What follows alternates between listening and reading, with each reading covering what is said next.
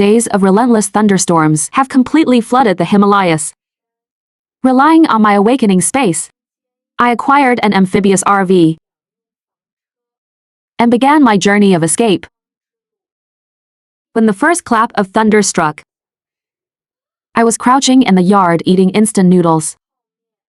Before I could even put my chopsticks down, the sky outside turned as dark as my mom's angry face, pitch black in an instant. I looked up for a second, then kept eating. The weather in seaside villages is always like this. One second it's a clear blue sky, and the next it's a torrential downpour. When the second clap of thunder came, the soup in my bowl rippled. At the third clap, the whole house began to shake. I put down my chopsticks and walked to the door. The rain had arrived. It wasn't just falling. It was pouring out. From heaven to earth. It formed a thick gray-white curtain, smashing onto the seaweed roof. The noise blended into one massive roar. I couldn't hear anything else. Crash. Lightning struck down, and I saw the peach tree in the yard snap in half. Right in front of my eyes. I numbly took out my phone to check the weather app. It still read, sunny, suitable for travel. At the fourth thunderclap, my phone signal completely died. A tsunami, the tsunami is here. Run. Screams from the distant coastline reached my ears. I looked back at the house. One bed, one table, a box of instant noodles, and a 5-year-old broken computer. Nothing worth taking. I quickly pushed the door open. The water was already over my ankles. I ran up the hill, but stopped after a few steps. My RV. My beat-up RV was still parked at the bottom of the slope. I bought it 3 years ago from a retired outdoor enthusiast. It was a 9th-hand vehicle. When the engine fired up, it could wake every dog in the village. I had saved up 2 years of salary for it, planning to drive it along the Sichuan-Tibet highway this year. I hadn't even used it yet. Now the water had already reached its tires. To hell with it. I turned and charged down the hill. When the water reached my calves, I climbed into the driver's cab. I turned the ignition key. The engine coughed 3 times and miraculously started. I shifted gears, stepped on the gas. The RV lurched forward a bit, but didn't move. The mud underwater had buried half of the tires. I floored the gas pedal. The engine roared like a dying bull. Move, the RV inched its way up. Water from the drainage ditch poured into the cabin. I couldn't care about anything else. I just kept my foot on the gas and charged uphill. When I finally reached the top of the hill, I glanced in the rearview mirror. The courtyard below was completely gone. A few large trees were spinning in the floodwater, tangled in white power lines. Dizzying, I slammed on the brakes, slumped over the steering wheel, and gasped for air. Only when I caught my breath did I realize my hands were shaking. That night, I parked the RV on a viewing platform at the peak and unknowingly fell asleep. Early the next morning, the rain had stopped. I looked out the window. Pitch black clouds still loomed heavily overhead, giving me a deep sense of dread. My phone still had no signal. I sighed heavily and got out to inspect the RV. Its condition was okay. The engine hadn't flooded. The water tank was full, and there was half a tank of gas left. Inside the cabin, pots and pans were scattered everywhere. The blankets were soaked. A potted pothos plant in the corner had tipped over. While cleaning up the mess, I noticed something strange. That pothos plant. Yesterday it looked completely withered and droopy, but today, all its leaves were standing straight up. As I righted the pot, I absent-mindedly poked my finger into the soil and hit something hard. Brushing the dirt away, I found a palm-sized stone buried inside. It was dusty gray and irregularly shaped, like a random rock you'd pick up on the side of the road. But I had never put a stone in this flower pot. I dug the stone out. There were words engraved on it, very small and crooked, like they were scratched in with a nail. I leaned in closer and read it word by word. Awakening. Space. Activation. Method. Drop. Blood. 2. Open. This stone was a key. Out of sheer curiosity, I pricked my finger and dropped blood on it. The next second, I was suddenly standing in a completely different place. Everything around me was white. So white I couldn't see anything. I took 2 steps forward, and the white fog parted, revealing a patch of land. It was rectangular, about 20 square meters. Black soil, soft and emitting a fresh earthy scent. At the edge of the land was a thin stream of water. I didn't know where it came from, nor where it flowed to. The water was so clear I could see the pebbles at the bottom. I squatted down and grabbed a handful of dirt. The soil was moist. With a rub of my fingers, it clumped together perfectly. I had farmed before, when I was a kid at my grandma's house. I helped in the fields every summer vacation. This soil was even richer than the dirt in my grandma's vegetable garden. Truly magical. I dusted off my hands and stood up. In a flash, I noticed an RV parked by the field. It looked exactly like the one I had driven up the hill. I walked into the cabin. The previous mess was entirely gone. Instead, there were neatly arranged shelves. On the shelves were stacks of seeds. Rice, wheat, corn, potatoes, cabbage, and a few bags I couldn't even recognize. Pushing open the small door at the end of the shelves, I found the driver's cab. But wait. Next to the dashboard of this RV, there was an extra button. The button had a propeller engraved on it. Why would a car have a propeller? Hesitantly, I pressed it. The RV vibrated gently. The numbers on the dashboard flickered. But nothing else happened. I pressed it again. Still no response. Whatever, I waved it off and exited the driver's cab.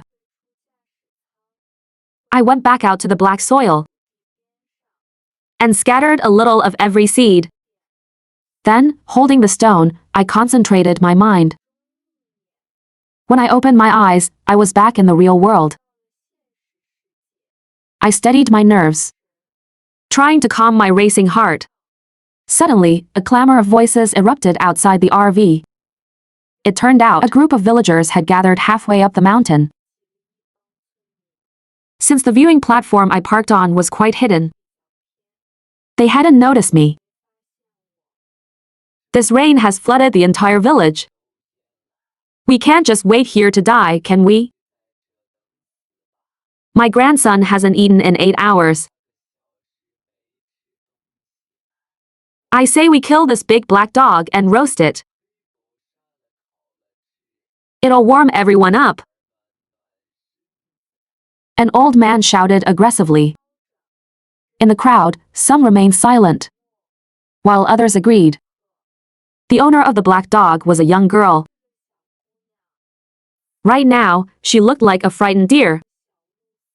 staring fiercely at the crowd. She looked ready to fight to the death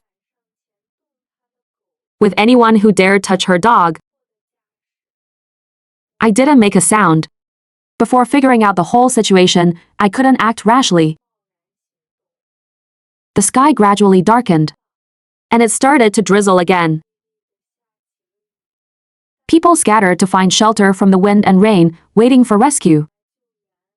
I picked up a pebble and threw it at the girl's back. "Who's there?" The girl turned around warily. "Come here." I waved at her. The girl and her dog cautiously walked towards me. "Who are you? Are you a bad person?" "You don't need to know who I am. Take this." I reached out and handed her a leaf from the pothos plant. "Drop your blood onto this leaf. It will turn into a leaf boat. There will be a massive storm after midnight. Run away as fast as you can." The girl took the leaf, half believing.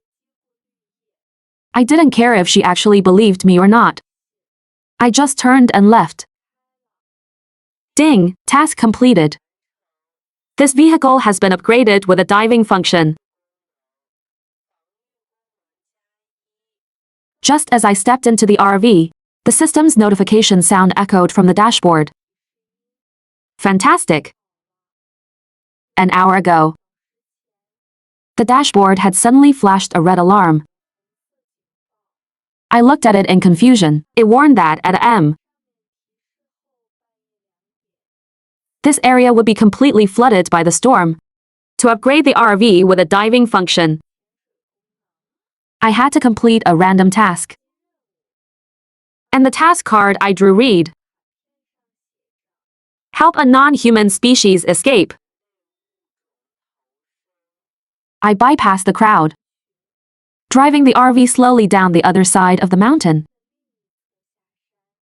When I reached the floodwaters halfway down, I carefully pressed the propeller button.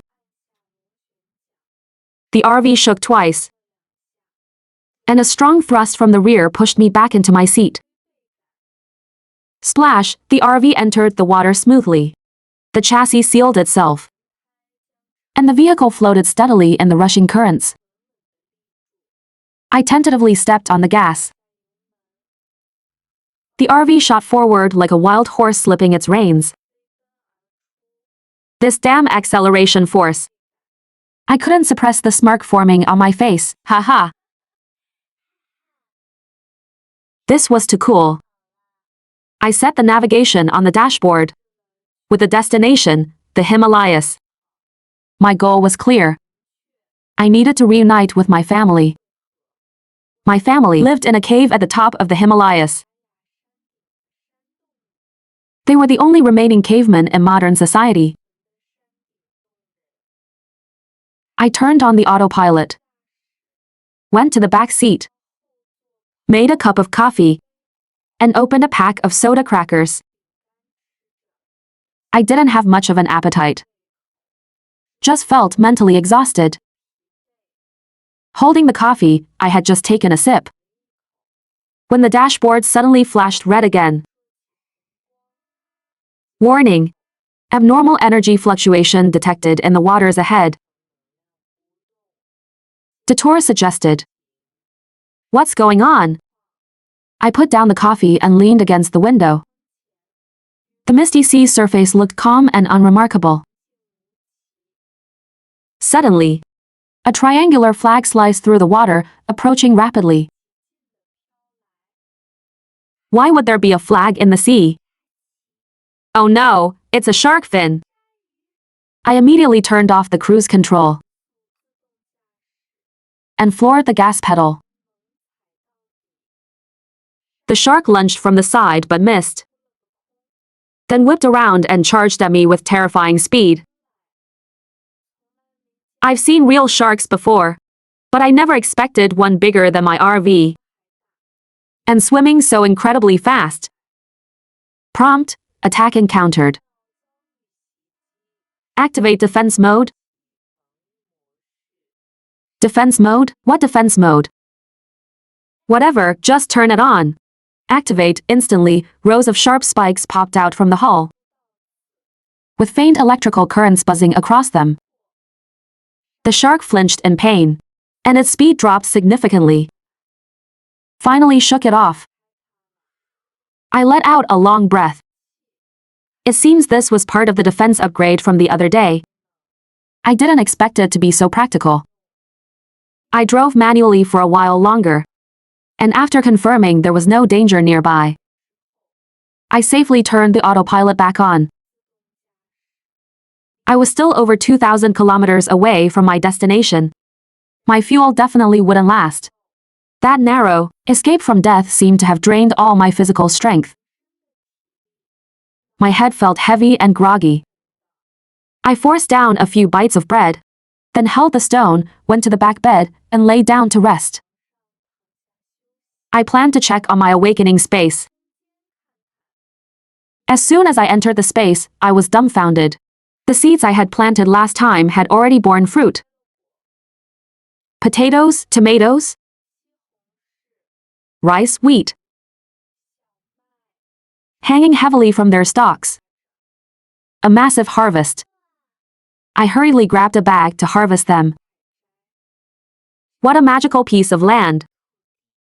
As I picked the crops, I thought to myself, with all these supplies, I won't have to worry about food or water. But what about the fuel?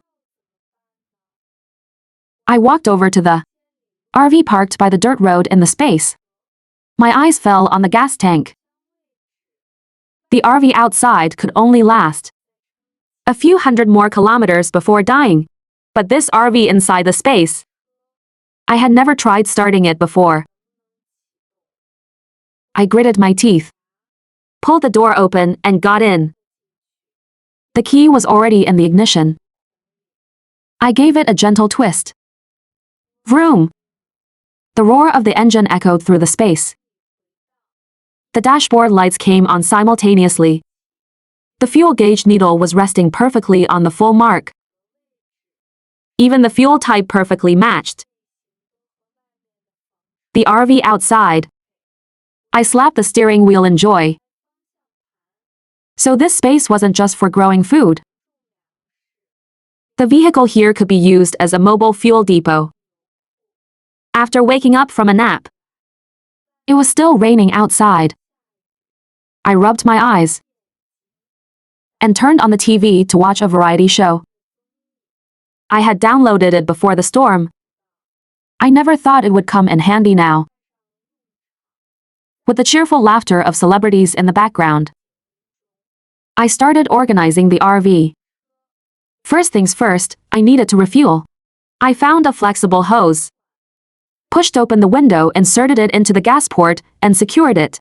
Then, from inside the RV, I slowly poured the siphoned gas in. The navigation announced there were 200 kilometers left. I wondered how my family was doing. After refueling, I packed up the trash,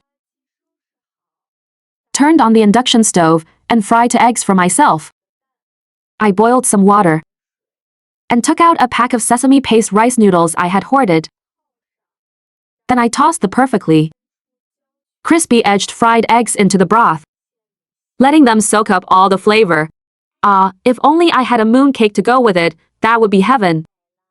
I slurped up a mouthful of the hot noodles.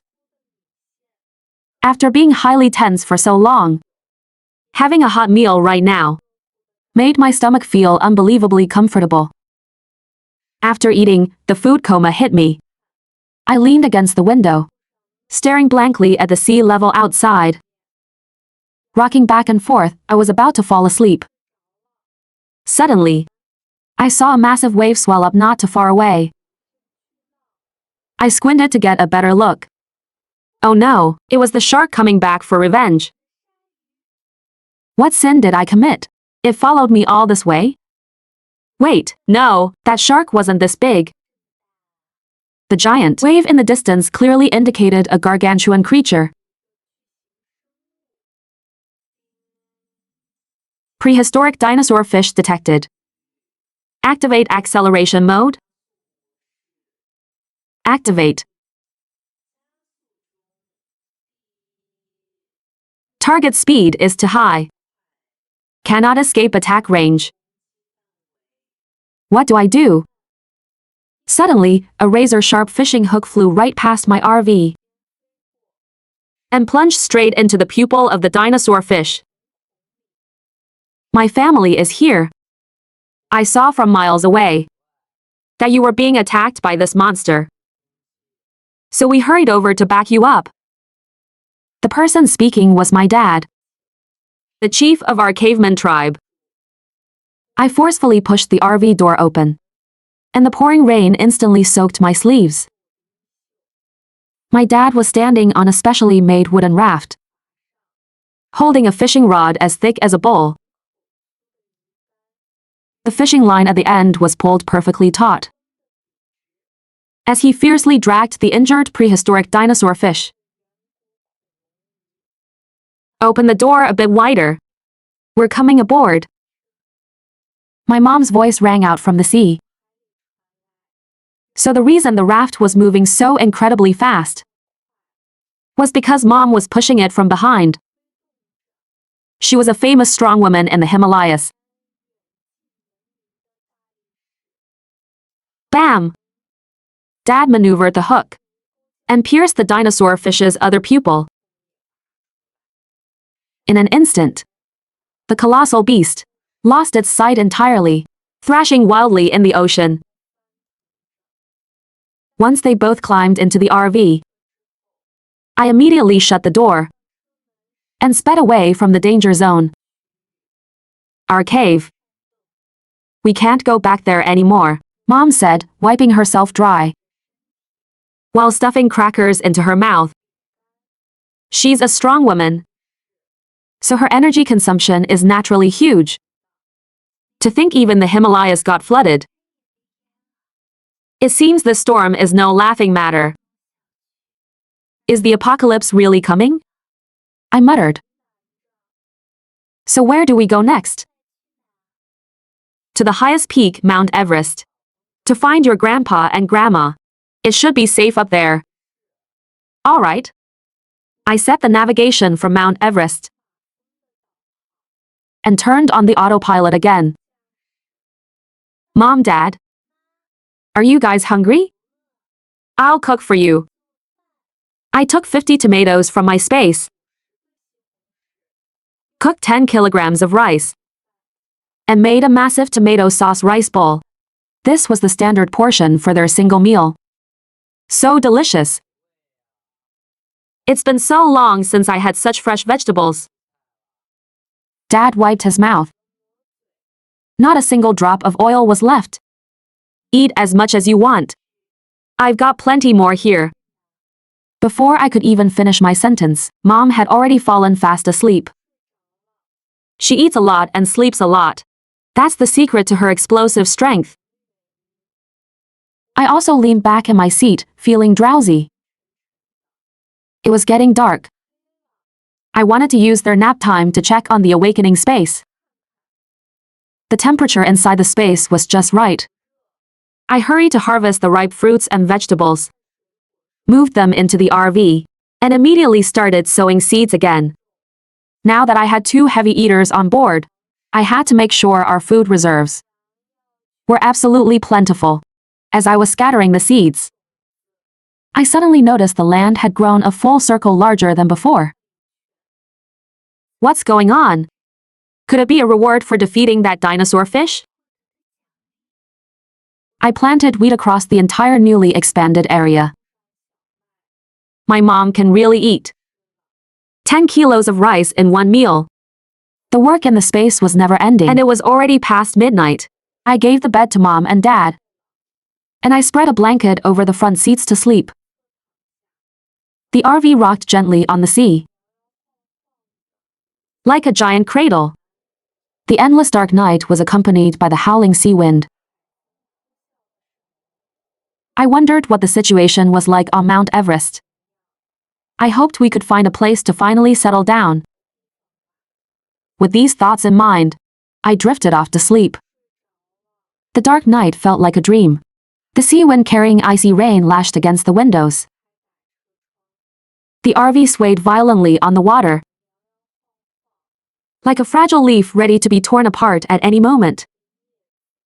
I curled up on the seat and had just fallen into a light sleep when an ear-piercing sound of tearing metal exploded. The RV tilted drastically. I was thrown against the dashboard. My knees flared with pain, and I was instantly wide awake. Bang! A terrifying impact came from the chassis, as if massive creatures were violently ramming us from underwater. The navigation screen glitched out, sparking with electricity. The autopilot was completely destroyed. My parents in the back jolted awake. Dad grabbed his bowl-thick fishing rod,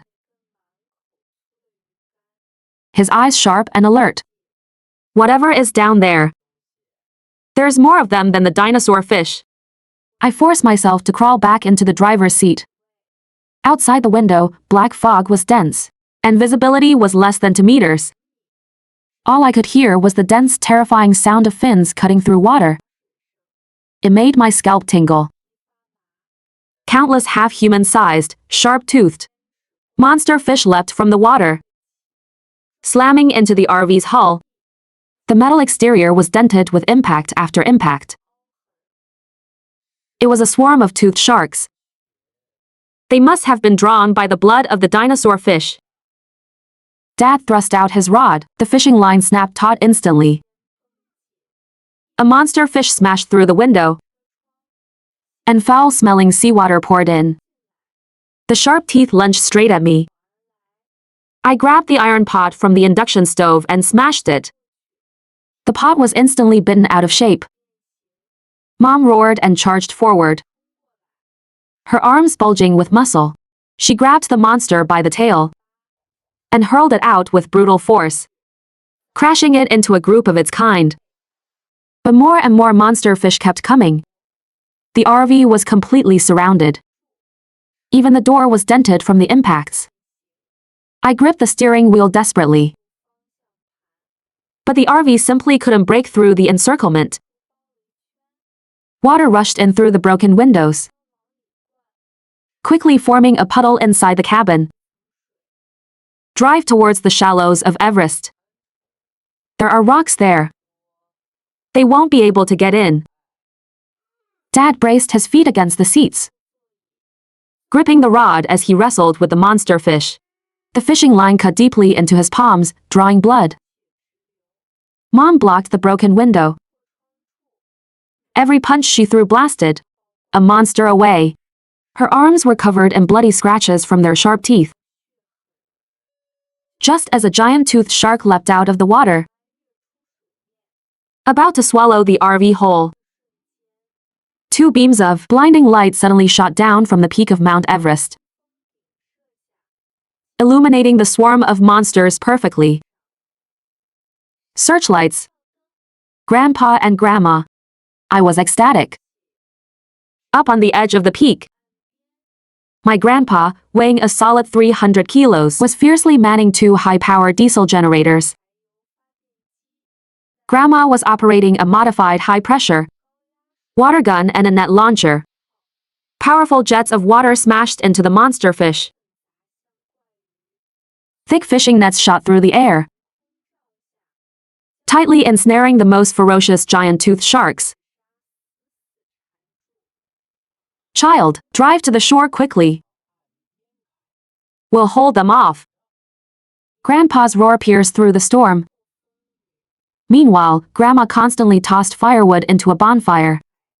The blazing fire terrified the shark swarm, stopping them from advancing. I cranked the steering wheel hard, and riding the path cleared by my grandparents, the RV crashed onto the rocky reef at the foot of Mount Everest. The monsters were forced back continuously by the water guns and nets. Howling in defeat, they retreated into the deep sea. The RV door was dented and jammed. Dad pried the door seam open with his fishing rod, and with one powerful yank from Mom, the door popped open. We stumbled and crawled out onto the rocky beach. Grandpa and Grandma immediately rushed over. Grandma hugged me tight. her tears mixing with the rain as they fell. We finally waited for you. Keeping watch here every day. Terrified something had happened to you. Grandpa efficiently pulled out a first aid kit and treated my parents' wounds. The rain gradually lightened. The horizon began to glow pale white, and the silhouette of Mount Everest became clear. On a flat area near the peak, my grandparents had built a simple wooden cabin. They had even cleared a small vegetable patch. This was exactly the sanctuary we had dreamed of day and night. Together, we hauled the RV up next to the cabin and temporarily patched up the windows and doors. The sun had fully risen. A wave of intense hunger swept over us. Mom wiped the water from her face, grinned widely, and said, "After a battle like that, we need a massive feast." Mom's starving. I immediately got to work. I pulled out 25 kilograms of rice from my space, set up the RV's induction stove, and started cooking. I also picked fresh tomatoes and cabbage, cooked a huge pot of tomato and cabbage stir-fry, and fried 20 eggs. The aroma of the rice filled the air, mingling with the fresh cabbage, the sweet and tangy tomato sauce, and the savory scent of crispy fried eggs. The whole family gathered around the table, devouring the food. The 25 kilos of rice quickly hit the bottom of the pot. My granddaughter's cooking is simply the best. Better than anything else. Grandma wiped her mouth, smiling so broadly that all her wrinkles smoothed out. After eating, Mom immediately fell asleep. To recover her strength, Dad, Grandpa, and I started organizing the camp. First, we cleaned out the accumulated water in the RV and properly repaired the damaged doors and windows. Then we brought out the seeds and farming tools. From my space, Grandpa and Grandma had long figured out farming methods suited for the peak of Mount Everest. Together, we expanded the crop fields. Dad and Grandpa tilled the soil, while I planted the seeds, carefully burying rice and vegetable seeds into the ground. Grandma boiled hot water and brought it over bucket by bucket to water the plants. We worked until evening. Mom woke up, her strength fully restored. She volunteered to take over all watering chores. A 1-ton tank of water, she could lift it with one hand. Her efficiency was higher than the three of us combined. Then I started preparing dinner. I cooked a large pot of vegetable stew, steamed 50 steamed buns, and stir-fried a massive basin of greens. The family gathered around the campfire, eating dinner under the twilight sky. The only sounds were the ocean breeze and my family's laughter. Peaceful and grounding. In the days that followed, we completely settled into our new life. Every day before dawn, I'd go to the fields to check the crops. The rice had gradually started to ear, and the vegetables were a vibrant, lush green, growing wonderfully. Mom and Grandma took charge of watering and weeding. Mom's strength handled the heavy lifting, while Grandma carefully tended the seedlings. They coordinated flawlessly. We harvested the mature fruits and vegetables, sorted them, and stored them in the RV and the cabin storage room. Dad and Grandpa were responsible for reinforcing the camp. They built high protective walls using ocean rocks and installed searchlights and net defense systems to prevent the monster fish from attacking again. Dad even upgraded his fishing rod, equipping it with new hooks. With his years of hunting experience, Grandpa took him fishing for fresh seafood in the shallows, adding extra meat to our dining table every day. My awakening space also completely stabilized. The land was consistently one circle larger than before. I would go in every day to sow and harvest. Our food reserves were piled up like small mountains. enough to feed the family for years. Every day was simple but fulfilling. Morning, farming and harvesting. Noon, cooking piping hot, delicious meals. Tomato sauce rice bowls. Sesame paste noodles. Steamed sea fish.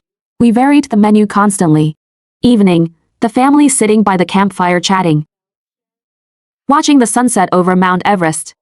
Feeling secure and warm. The floodwaters continue to submerge the world. Below, but the peak of Mount Everest. Because our family was reunited. Had become our true paradise.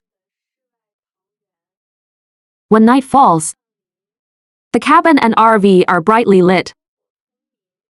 A delicious pot of fish soup bubbles on the stove, and the scent of cooked rice fills the air. Mom chews on a steamed bun while chatting with Grandma. Dad and Grandpa organize their fishing gear. Looking at this lively scene of family reunion, my heart is completely at peace. No matter how terrifying the apocalypse is, as long as my family is together. With food to eat, land to farm, and a safe place to rest. This is the most perfect ending.